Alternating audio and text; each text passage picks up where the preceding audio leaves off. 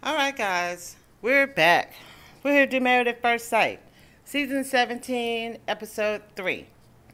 This is an interesting, episode. I hope you guys are enjoying what I'm loading up. I am committed to trying to give you the whole episode, even if I don't eventually do the after show, which I think I actually am. I'm leaning kind of toward doing the after show, so we'll see. Like I said, I really am going to think about this because if I commit to doing something, then I have to be consistent, in doing it. So, want to make sure. Okay, so where do we leave off? We're with Claire and Cameron. They're getting married. And it was nice.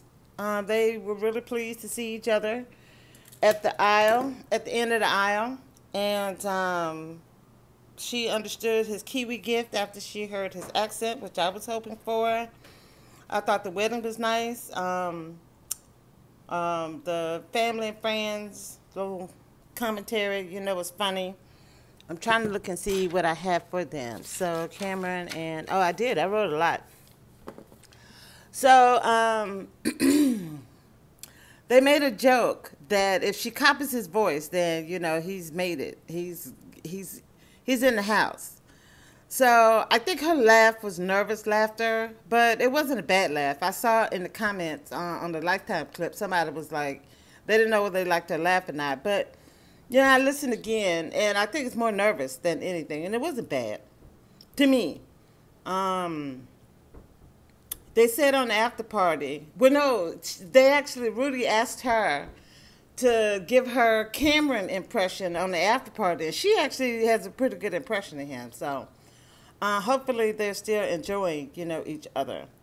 So when they finished at the aisle, then they went to go outside and talk to each other. And that's when she let him know that she's a quadruplet. So there were 3 girls and 1 boy. And then the brother committed suicide, she said, about 4 years ago. So he did ask. He said that he saw the memorial, so he asked her about that, and then that's when she gave him that backstory. She told him that she doesn't bike because we found out actually earlier that he owns a bike shop. I just forgot to put it in my notes. So we did learn again that he owns a bike shop and he's an avid mountain biker or dirt bike rider. Or whatever, kind of biking he likes to do. So he said that that's his jam and he's going to be doing that often. She really likes that he has hobbies because she doesn't want him to be dependent upon her for his entertainment. The whole chocolate thing came up. So I know a guy that really is into chocolate and he'll give you like chocolate and you think that he's giving you the whole thing, and no, he's just telling you to break off a piece. And I've never had people give me chocolate like that. So I've met a chocolate kind of guy. So, yeah, I understand his thing for chocolate. I thought, okay, so where am I?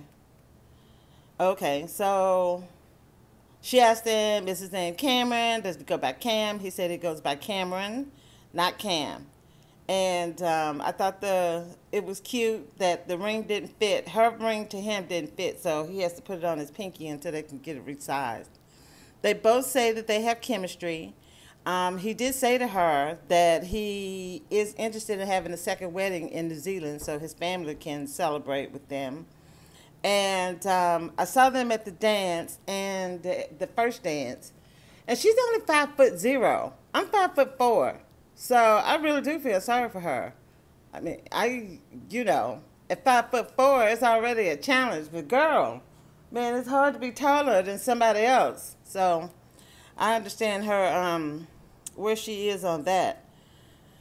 So Claire says she's comfortable. She likes the way he looks. She feels chemistry with him.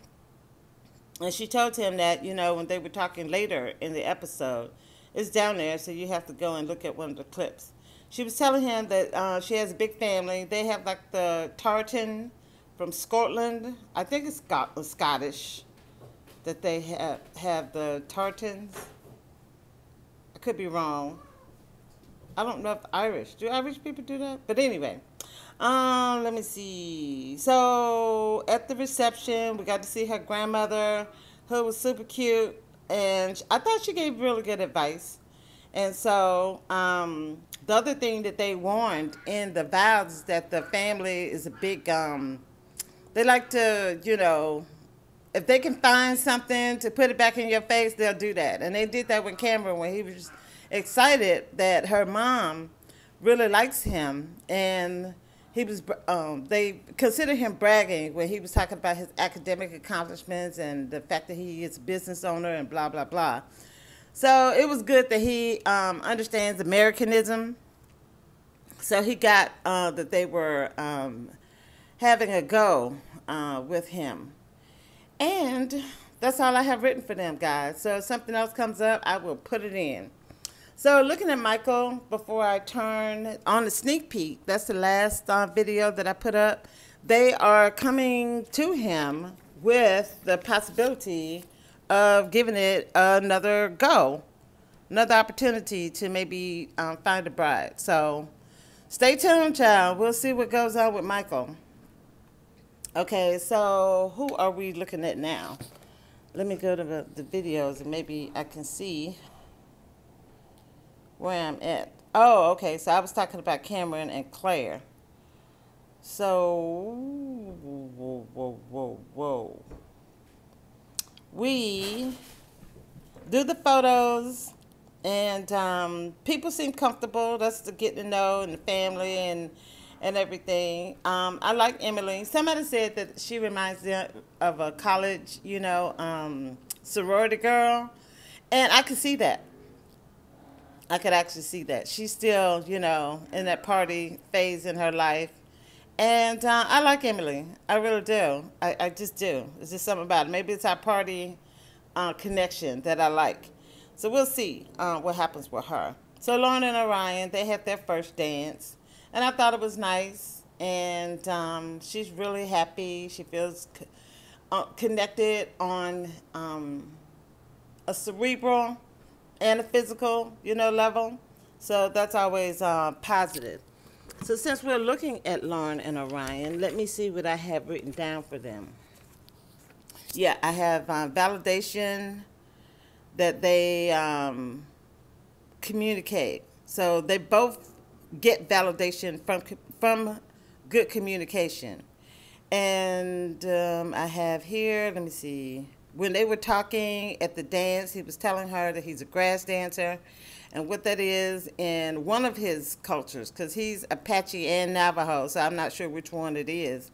But according to him, when they were moving from place to place, when they had to set up an encampment, then the grass dancer / medicine man would go out and find the spot and pray over it, and then the rest of the people, you know, would come in. And so she liked that. She liked the dance that they had. They had the Indian drums, you know, with the dance. So she thought that that was culturally appropriate and something that was really interesting to her, and that people, you know, really participated, and was, you know, it was a family, it was an interactive family activity. So I thought that they were cute. Both of them said that they were looking around for each other. So both said that they have chemistry. He thinks she's cute, and he thinks they both like each other. He did tell her that he lives with his mother, and she said that she didn't have a problem with that as long as he was being responsible with his time, like saving his money, putting himself in the best position that he can. So when he does, you know, have a wife and a family, then he'll be able to make that next step. She misses her mother. She says that out of everybody that's around her at this moment, her mother was the one that was the closest to her. So they had that conversation. The other conversation that they had is that she said she's never dated outside of her race. And he said that he's never dated within his race. So then that takes me to the conversation that he had with her dad. And her dad was really, and I encourage you guys to go and look at that video, where I said that he and Orion are conversing. And I thought that the dad he was really listening for what Orion, had to say. And according to Orion, he wants to have a place on the East Coast because he has licenses in New York, and he wants to be able to come back to Colorado as warranted. And so the dad, understanding that Lauren is really centered around being in Colorado, kind of called him out and said, well, that's what you want. So now you're married. You have to incorporate, what my daughter wants into what you need. And so they got to a conversation, and Orion brought up that he came out of a matriarchy. And one of the reasons why he hasn't really been attracted to the women of his descent, of his cultural, and racial descent, is because he doesn't like to be bossed around. So I don't know how that's going to work out with him and Lauren, because if you can't communicate with your own people, it's kind of hard to, I don't think that Native American women are any more difficult than any other, woman, especially with a black woman. We've got to do a lot. Like me, I don't have the community. She has a community. Like, she had a mother. She's got, her aunts and cousins and siblings. I don't have any of that.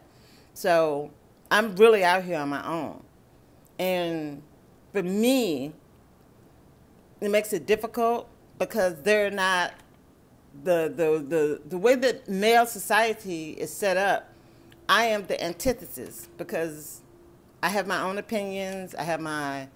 I've lived my own life, since I was an adult. So that's over 20 years, now. And I'm set. I've got things, that I do. And if I know how to do it well, then, child, this is the way it's going to get done. Unless you could just show me, like a better way. I am open, to that. So anyway, I don't know. I'm really looking to see, how that's going to work with Lauren's disposition. So we don't know what her disposition is to really, for me to comment, past that. All right. So who are we looking at now? We are looking at, I thought the toes, were nice. I don't know if I said this earlier, but yeah, I thought that, who was it? Cameron's cousin. That was cute. That was cute. I liked his little speech that he gave. He was like, let's talk about Claire. I could go on for seconds because he just met her. Okay, so they're still meeting their friends and family. Who is it that I want to talk about? Emily and Austin. No, Emily and Brennan. Okay, so one of the things that Emily's friends are concerned about with her is because she's had so much time to focus on herself, they're hoping that she can pivot and take what she's learned and use it to connect with somebody else instead of not just thinking about herself. Think about someone else as she's making up her mind or as thoughts are going through her head. So we know that she loves a party. She told him about what she did at the stripper, thing. He was taken aback. You could see it. And she told him that she's a horrible driver and that she's not wrecked her car. She doesn't think that those kind of conversations are like, she thinks that they are benign conversations. But for men and the way that they operate, I can see how they would see her as like flighty and irresponsible if this is the kind of conversation you're going to have with them when you first meet them. So that's going to be something that Emily is going to have to learn. And it's something that she probably needed to see in herself that has been blocking her from being able to make that next connection in the relationship. So even if her and Brennan, don't necessarily work, this is an opportunity for her to start really getting some of the answers as to why she gets ghosted and why she has been able to have, a successful, relationship. That's very important, and I hope she, gets that information, like I said, whether they work or not. So when she was talking to his friends, which I thought was a really good conversation, I liked, the way she handled herself. she did tell him that, she did tell them that they're married. If they, as adults, make decisions as adults, then that's cool. Nobody, we're not taking score. We're not, putting ourselves where I got to go and chase after him. He got to chase after me. This is an equal thing. If I got something I want, if he got something he wants, then we need to be able to communicate that and freely receive said want or need. So he was talking with her friends, and they were asking him, okay, so why are you doing this? What's going on? Have you dated? Has it been horrible? Give me the story. And so he said that it's been 2 years since he's been in a relationship, and that he feels like he comes out of it, having learned something. So I guess, if I'm a lemonade squeezer, and if that's the least best thing that I can get out of it is that I learned something, then fine, I'll take it. So where are we? Did I talk about everybody? Lauren and Cameron and Claire. Okay. Am I? Back in Austin. Okay, so I'm gonna, I guess, finish with Becca and Austin. I thought I had already done that, but if I didn't, let's see where we are. Okay, so I liked them at the party. I thought that she took really good pictures. Yeah. So, and then you can just see how happy, she is. His friends says that he's a decent guy. They both talk a lot. I thought that her thing where she says the make out off them was cute. And I love the fact that she called herself, when she was a photographer, normally, but she allowed herself to just be the client and let the photographer do the photographer's job. So when they were asking her, how to stage themselves, and she was like, oh, don't put your hand in your pockets. She was like, okay, yeah, don't listen to me. Listen to the photographer, okay? So I thought that was really good self-awareness. And we liked that conversation at the table when they were having dinner with each other. I don't know why people do the kiss when people are eating. Can y'all wait until I finish eating and enjoy my food, please? I thought that she had a good conversation with the roommate who told her that, yeah, if you see him doing crazy stuff, you got your whole kitchen table, commandeered by his craziness, you're going to have to say something. And she encouraged her that he does do good things, like, he keeps trash day down so she doesn't have to, think about it. And they had a really good moment. So the friends asked her what was she ready to do, and she said she likes to cuddle and snuggle. I'm sure she wants to do more kissing, but she says that, surgically and physically, she doesn't think that she's ready to do the do. She still needs some healing time. So if I forgot somebody, you guys, please forgive me, and I will pick it up, on the next video. So this is going to end my review of this episode of Married at First Sight.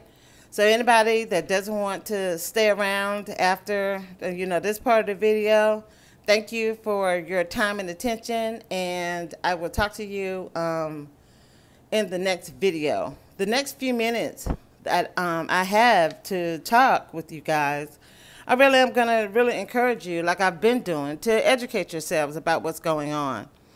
Religion has done a number on us all. So when I'm out, I try to remember that. When I'm talking to Christians, I try to remember that, and all of the other, people who are ensnared in religion. What has happened over in Israel is a tragic story, all the way from when the British went down there to clear it for Jews. The fact that European Jews, who are not Semitic people, y'all need to really, every time y'all say anti-Semitic this and anti-Semitic that, you really need to know what you're talking about. And that's how they get you. They'll tell you, it's like you guys are parrots. So this is the anti-Semitic, blah, blah, blah. Well, do you know what anti-Semitism is? So before you jump on to what they're saying and telling you to say and think for yourself. Ask yourself, a question and go actually find out, what is Semitic. Now, they do have Semitic Jews, and what they are called Sephardic Jews. So you talk about the Ethiopian Jews and Jews who are not from Europe. Any Jews who are from the sub-Saharan, area and said people who live there. So Jews are they're not Semitic, number one. European Jews are not Semitic. So it's like they take over, nobody else is Semitic other than them. And then they God's chosen people, which is not true, and we've had that conversation. It's 12 tribes. There's no way in the world European Jews can satisfy our 12 tribes of Jacob. And why they have put themselves in this position, it's just power. It's power. So what else do I want to say about this? Okay, so I talked about the Jewish state and that it's a house of cards. This whole thing that they got going on is a house of cards. And I see Handmaid's Tale danger every day. That's another reason why I keep posting, this extra information, for you guys. So I did speak, too, about Russian and other European Jews who descended upon Palestine, ran from genocide, ran from persecution, ran from not being able to be human beings, came and kicked out all these people, took their stuff, and now are treating them the same way that they were treated when they were in Europe. And the level of propaganda that they have been told and that, we've been told. It's really sad to me when I see black people sitting up, jumping up and down for the state of Israel. I mean, you just don't even understand how Jedi mind tricked you are. I mean, people get offended when, they get called stupid, but that's exactly what it is. I mean, they got you looking real stupid. Any black person that cannot recognize apartheid, that cannot recognize Jim Crow, because that's exactly what Jim Crow was. Jim Crow was apartheid. And so this is something that you guys are going to have to learn. Otherwise, you're going to be out here, looking crazy. We stand with Israel. So before I leave, I have other things that I'm going to talk about. This is not comprehensive. I do want to continue to ask for prayer, that these people can find safety and shelter and be saved, be a remnant, for their people out of this heinous, situation. So you can live without food longer than you can live without water. You can't go longer than 3 days without water. And that water that those people are forced to drink over there is not the water that we got over here. So it's murky, it's stagnant, it's probably full of dust and debris from all the bombing and stuff, And then, so when Israel says that they're going to have a 4-hour break for the stuff to come in and then they're going to go and bomb. So what you're doing is you're allowing people to get some water and some food and go to the bathroom. And then 5 minutes later, when it's over with, then they could be bombed into oblivion with a full stomach or an empty bladder. And people who, and this is what makes this country as fascistic as it is, because all you have to do is say Hamas, and people latch on to that. Well, they got to get rid of Hamas. They got to get rid of Hamas. Well, that's true. They do have to get rid of Hamas. But does everybody have to die so that they can get rid of Hamas? And a lot of fascists in this country believe that. Well, if they don't do blah, blah, blah, then it's just going to come back again. It's going to come back again even if they get all of them. They could go through up there and demolish all the tunnels and get rid of all of Hamas. Israel will never be safe. What Jews are doing now is solidifying their destruction. And it brings up all of the other stuff. If you go back and you look at what they call their history, they've gotten kicked out of every country that they've ever been in. And that's why they had to come up with this whole thing, you know, with Israel, you know, for them. Because they don't have any stability in any other country because they make themselves unwelcome. So it's something. But like I said, I have this video that I want you guys to listen to right quick. And it's been on my mind. It's been haunting me. That's why I have to do it. And I want you to hear this white Christian woman and go back and look at the whole video. You know, I want you to hear her say that as a white Christian who supports Israel, she's a Zionist, she doesn't feel like she is part of the oppression to the Palestinian Christians who are suffering from the oppression from the Israeli government that she is helping. So listen to this, and like I said, I'm going to put it below, and then so that you guys can listen to the whole thing for yourself, and then I'm going to get off of here. So here we go. Hello? Surprising TV shows are great. But before they could speak to anyone, they were kicked out by security. Still, I wanted to know, why do so many Christians support the ongoing oppression of Palestinians? I attended a church service in Bethlehem, and I interviewed a pastor there who's really upset at American evangelical Christians for supporting Israel. What would you say to someone like him who's upset with you? Well, I'm sorry for that, but I've also lived here, and I also have seen why sometimes the rules have to be strong. Why? To prevent terrorism, to prevent death.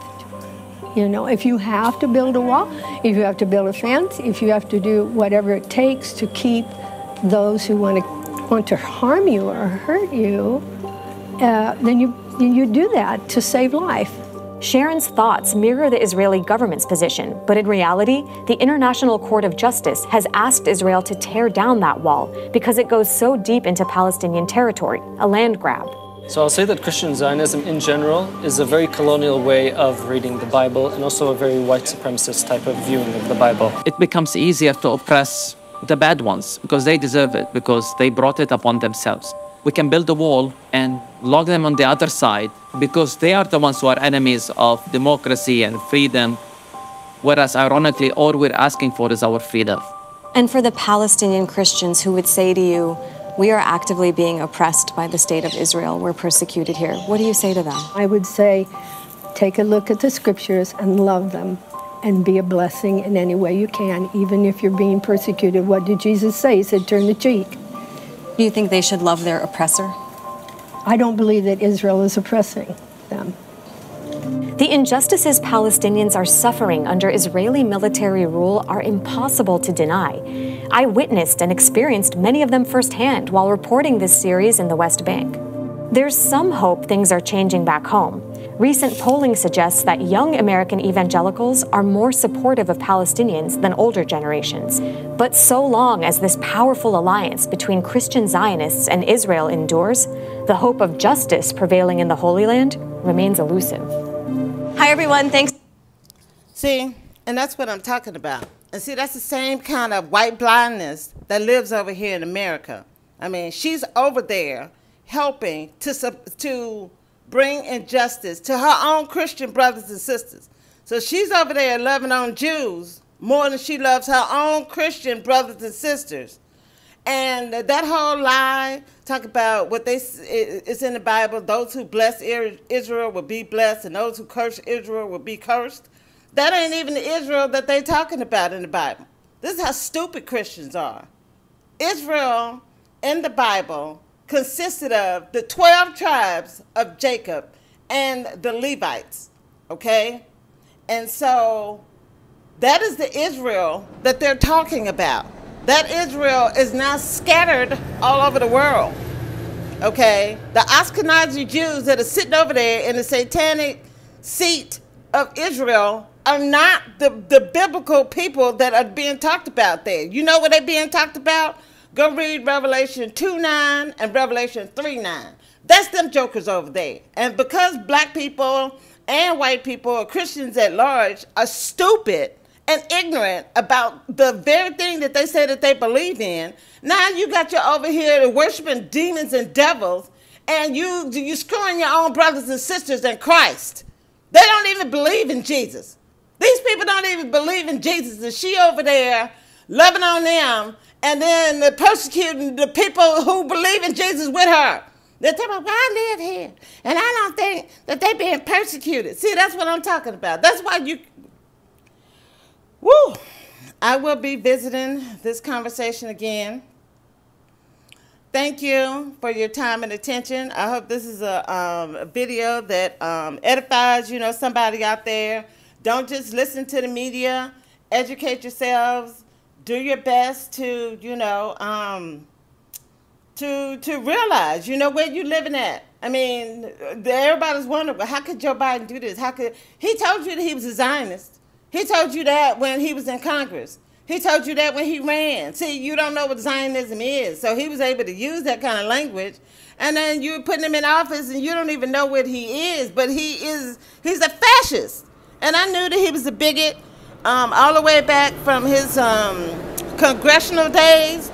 And nothing has changed. I'm telling you, we're being governed by zealots. I mean, you got nationalistic zealots, you got religious zealots, you got political zealots. And that's who we're being governed by. And then you got them nuts up in the Supreme Court that's using scripture and things that are not true biblically to set policy and to tell us, how we're supposed to live, but that they can't even judge themselves for the stuff that, the crimes and stuff that they committing.